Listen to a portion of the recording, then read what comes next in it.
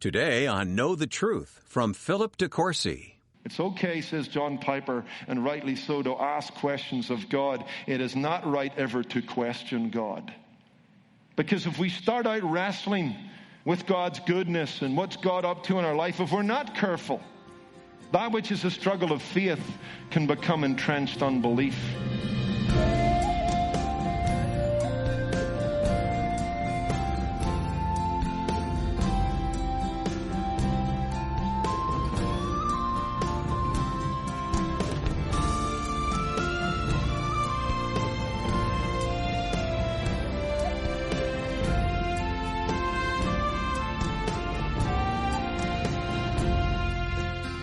There are times in life when we feel completely overwhelmed, like we're at our breaking point and we don't know where to turn. Maybe you're in that place and it feels like you're drowning under the weight of your circumstances. Well, today on Know the Truth, Philip DeCourcy is turning to the Psalms, bringing light and hope for our darkest moments. It's a message called Taking the Stress Out of Distress, a timely message considering the difficult season our world is facing. Let's dive in. Here's Philip.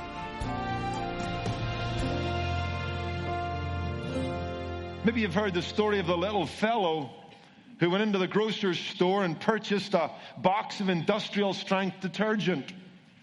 And when the clerk asked him what he was going to do with it, he said, well, I'm going to go home and I'm going to wash my dog. The man said, you know what, that's a bit strong to wash a little puppy. But the boy insisted and told him that he would take good care of the dog into the bargain. And so the owner of the shop kind of reneged and let the little fellow go. And a week or two later, he saw the fellow again in the store. And he asked him, well, how did it go? Is your dog okay? The little fellow looked at him. He said, not really. He says, I'm sorry to tell you, but the dog's dead. The man looked at him. He said, I told you. That was strong detergent. The boy shook his head and said, I don't think it was the soap that did it. I think it was the rinse cycle that got him. I wonder, do I speak to anybody going through life's rinse cycle? Where you've gone through perhaps an event or you're in an experience that has left you churning on the inside, that has caused your emotions to tumble downward into despair and depression, where things have turned your world inside out and upside down. That's where we find you, spinning out of control in the tumble dryer of life. Well, I want to bring some hope. I believe that this author will help us to take the stress out of our distress. We come to two Psalms that remind us why we love this book. Because the Psalms are so true to life, because they're drawn from life. We're not presented with a company of God's people in this book that are kind of airbrushed and made to look their best. We see them warts and all. We find them in the quicksand of despair. We find them scrambling onto the bedrock of hope. They're not robo-saints, they're real saints. Struggling with life's problems and life's pressures. As we come into Psalm 42 and Psalm 43, we find a man lamenting. We're not sure of the historical context. There's some debate. Are we dealing with that episode in David's life where he's on the run from Absalom? He can't get back to Jerusalem. His enemies are speaking ill of him amidst the streets of the capital city, of the nation over which David once ruled, perhaps. I tip my hat in the direction of the possibility that these two songs were written by an exiled priest who was carried into Assyria or Babylon during the exile of Israel's disobedience, and he's being taunted at the hands of his captors. And he longs to be back ministering before God amidst the temple precincts of Jerusalem. But whatever the historical backdrop to these psalms and to these songs, we've got a man who's under stress. We've got a man who's distressed. And he's dealing with discouragement. He's actually dealing with a form of depression. I mean, look at some of the words he uses. He's cast down. Why are you cast down, O my soul? That's a phrase that's repeated. Now, the root means to bow down. It speaks of bowing down in the sense of doing obeisance before another human being, probably someone of authority, perhaps someone of royal ancestry. But it carries also the idea of being bowed down with a sense of burden, of kind of dragging yourself through life, weighed down. And the psalmist is telling us that he's kind of dragging himself through life behind the funeral procession of dying dreams. He's cast down. There's distress on the inside. In verse 10 of Psalm 42, we read that his bones are breaking. Literally, there is murder in my bones, he says. It speaks of the fact that he's kind of dying on the inside. He's disquieted. Very strong and interesting verb. It kind of carries the idea of being overwhelmed, of sinking. It's used of the noise of a roaring sea and crashing waves. It's used of the growl of a wild animal. And it seems that the psalmist is saying that given his circumstances, he feels like a man adrift on a sea of wild emotions. Up and down, in and out. He goes from hope to despair, from faith to disbelief. When you put it all together, you've got a man here who's a worshiper who has lost his song. He's dealing with the spin cycle of life. But there's answers to his problem, and he furnishes them for us. But before we get there, I want us to look at, first of all, what we might call the blight of depression. And then we're going to look at the flight of depression. Let's just pick over his depression or his discouragement and maybe learn some things in terms of its cause and its symptoms. And then we're going to look at how he deals with it. Some of the things that helped him to climb out of the slough of despond, to get to a better and a brighter place. But let's look at the blight of depression. Like the blight of locusts on the harvest field, the author of Psalm 42 and 43 finds that depression is eating him up physically, emotionally, and even spiritually. He's being robbed of his health and strength. There's murder in his bones. It has blunted the edge of his enthusiasm. He goes mourning. His life is a funeral dirge. The psalmist has found that depression is a cruel master. And not only was he in exile physically and geographically, depression was dragging him into an exiled state of mind and heart where God seemed distant and hope seemed far away. I want you to see the causes of the depression. Now, we don't want to simplify a rather complicated situation, but I'm just sticking with the text. That's where my authority comes from. And if I look at this text, there are at least two things that are pouring into this man's problems. Depression is a large and a complex issue, but there's two things going on here that has contributed to the downturn in this man's life. First of all, you have the absence of desirable things. The absence of desirable things. When we meet this man, he's troubled by the memory of better days. Look at verse 2 of Psalm 42. My soul thirsts for God, for the living God. When shall I come and appear before God? He wants to be doing something that at this moment he can't do. There's something absent and it's troubling him. You've got verse 4 again. When I remember these things, I pour out my soul within me. For I used to go with the multitude and I went with them to the house of God. But the implication is no longer. I can't do that. I can't get there. And you have the absence of desirable things. And it's bugging him. It's bothering him. It's burdening him. This author is pained with the pain of things once enjoyed but no longer enjoyed. Depression had come because certain things had gone. I want you to think about that. You may want to write that down. I think that certainly is a contributing factor to low tide in our lives. In fact, as an evidence, this man likens himself to a drought-stricken animal sniffing at the dried-up riverbed for something that was once there but no longer there. Look at verse 1. As the deer pants for the water brooks, so my soul for you, O God. This man was missing the stimulus of corporate worship. If we go with the thesis that he is an exiled priest, you can understand that. He no longer dances to the rhythm of God's presence and God's people in Jerusalem. He's been cut loose from fellowship and God's children and the revelation of God's word taught to the souls of men. And he finds himself stuck on the sandbar of isolation, far from home. He begins to feel that God is far from him.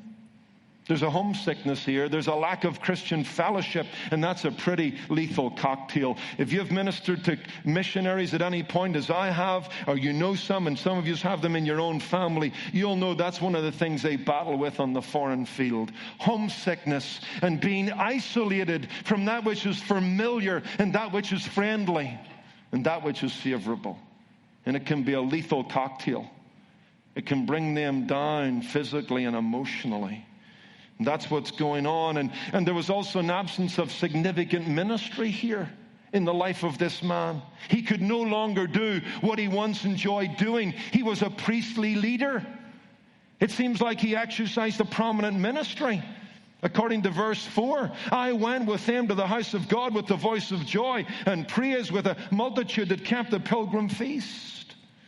He talks again about being back in Jerusalem and being before God and praising God and playing on the harp, according to verse 4 of Psalm 43. But that influence had been taken away from him. That ministry was no longer open to him. And it seemed like his whole purpose in life had been derailed, and he was feeling useless. That's pretty depressing, isn't it? Here he is, isolated, away from the familiar and the favorable. He's being taunted by his enemies, as we'll see in a moment. He can no longer lead the people of God as he once did. I think you can identify with that. You can see where his depression would come from.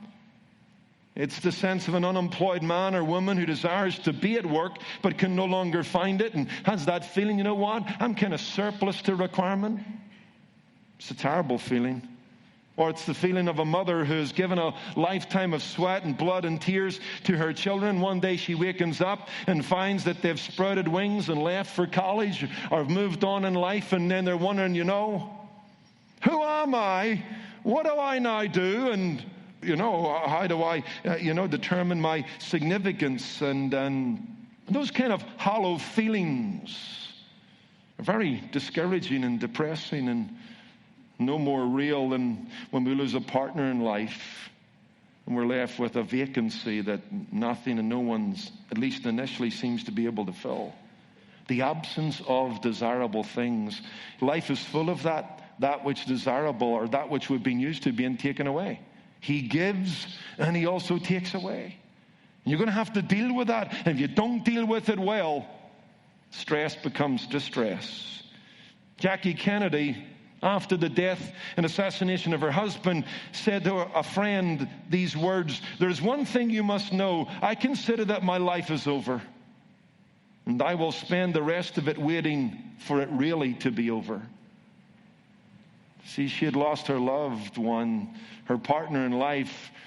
Her whole life changed. But you know what? She would live another 30 years, and she would get over those initial feelings of trauma and tragedy.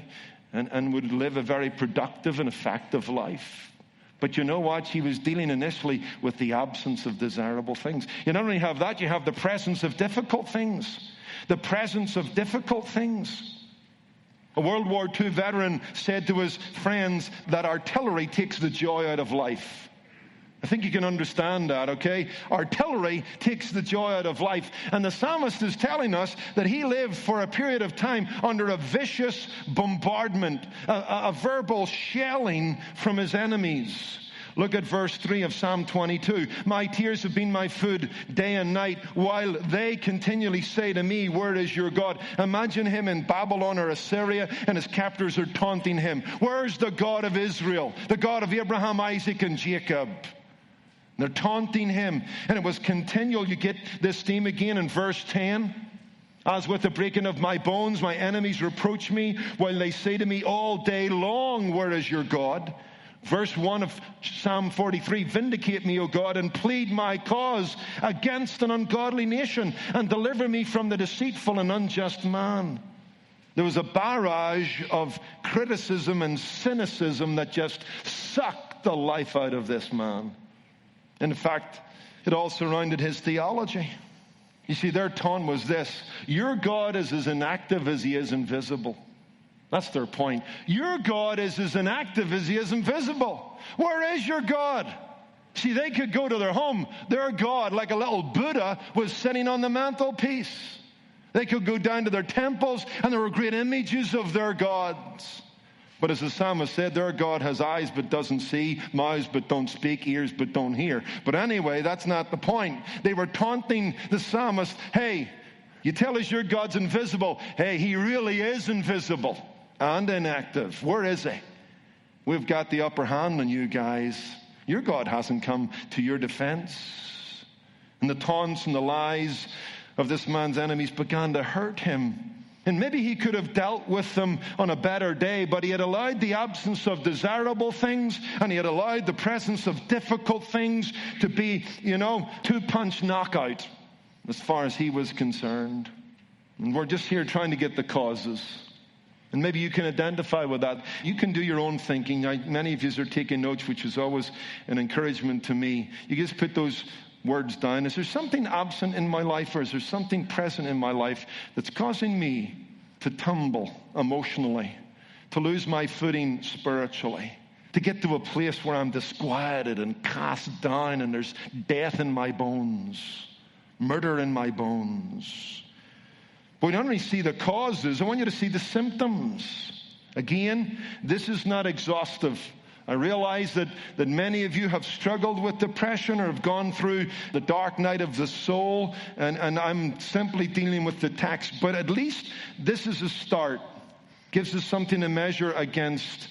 We see causes. Perhaps the Lord has taken something away, and others have brought something that's undesirable, and we're struggling with that. We're battling with that. And it may cause us to lose our footing, and it might express itself in a few ways. Number one symptom would be crying and inner restlessness. Crying and inner restlessness. Look at verse 3 of Psalm 42. My tears have been my food day and night. You know what he's saying there? I've lost my appetite and I cry a lot. It's a bit like the pastor who was asked by another pastor at a retreat, did you sleep well last night? He said, I slept like a baby. I woke up every 2 hours and cried. The psalmist is sleeping like a baby here. He's waking up every 2 hours and crying. Tears have been his food day and night. He's swimming in an ocean of tears. In fact, he can't seem to put a cap on his emotions. And to some degree, he doesn't tell us here. We'll go a little bit off the ranch. He's maybe a little bit embarrassed at it. It's like when he's with his friends, he's 5 minutes into a conversation, and man, he's just bawling. He's a big puddle of emotions. He just can't keep a lid on it. Day and night, tears are his food. It's a poetic way of saying he is copiously crying. He's lost his appetite, and that's accompanied with a downcast soul. We're back to that disquieted image of the raging sea. He is heaving emotionally. Fatigue. Psalm 42 verse 1, as the deer pants for the water brooks, so my soul pants for you, O God. Like an animal fatigued in its desperate search for water, this man is physically drained and without strength. His get up and go has got up and gone. And there's crying and inner restlessness and fatigue. And there's a feeling of drowning. It's another symptom. A feeling of drowning. Look at verse 7. Deep calls upon deep at the noise of your waterfalls as all your waves and billows have gone over me. By the way, he's acknowledging that under the sovereignty of God, God has allowed this. God has allowed this. The Lord gives and the Lord takes away. And there's the absence of the desirable and there's the presence of the difficult. He recognizes God is in it, but he's acknowledging he kind of feels like he's drowning. It's like, Lord, I can't take much more. I don't know how to kind of apply that other than I think maybe some of us know what that's like. Maybe you've swam here off the west coast and just got a little bit out of your depth. And we know some of the rip tides around this coast are rather dangerous, begin to pull you out. Maybe for a moment or two, you just begin to lose your footing. You're struggling. The waves are going over your head. You're swallowing water. And you get, for a moment, you get that panic feeling. Am I going to make it? You ever been there? I think we've all almost been there. Or I remember when we were boys, either playing in a swimming pool or on the coast of Northern Ireland, some of the guys get out of hand, and you're dunking your mates and everybody piles on. And the guys under the water just gasping for breath and everybody's having fun. But forgetting, you know what? It's been 3 minutes since we let the guy up. Come on. And he comes up and you just breathe, trying to get a breath. It's the psalmist. He feels like he's drowning. Feels like he can't get up. Everything's pressing down on top of him. Don't you like the realism of the Psalms? I love the Psalms. No robo-saints here, real saints. Not like the glossy magazines where we have people who are airbrushed and really look nothing like that in real life. And some of us are stupid enough not to believe that. There's a feeling of drowning, there's fatigue, there's crying, there's inner restlessness, and finally, there's a sense of rejection. We read this in verse 9 of Psalm 42. I will say to the God of my rock, why have you forgotten me? Why do I go mourning because of the oppression of the enemy? That's repeated again in verse 2 of Psalm 43. For you are the God of my strength. Why do you cast me off? Why do I go mourning? And this is just a phenomenal picture of a lonely mourner mourning the funeral, the death of God to some extent. God's forgotten me, cast me off. I'm by myself. I'm alone. I'm orphaned. And there's that feeling that overwhelms him, rejected by man, forgotten by God. It's okay, says John Piper, and rightly so, to ask questions of God. It is not right ever to question God. Because if we start out wrestling with God's goodness and what's God up to in our life, if we're not careful, that which is a struggle of faith can become entrenched unbelief. Feelings of sorrow and despair can overwhelm us, but we can find relief and rest in God's sovereignty. You're listening to Know the Truth in a message from Philip DeCourcy called Taking the Stress Out of Distress. It's part of our series called Down But Not Out. Now, earlier in this series, we spent a few days studying the prophet Elijah and a season in his life when he faced overwhelming despair.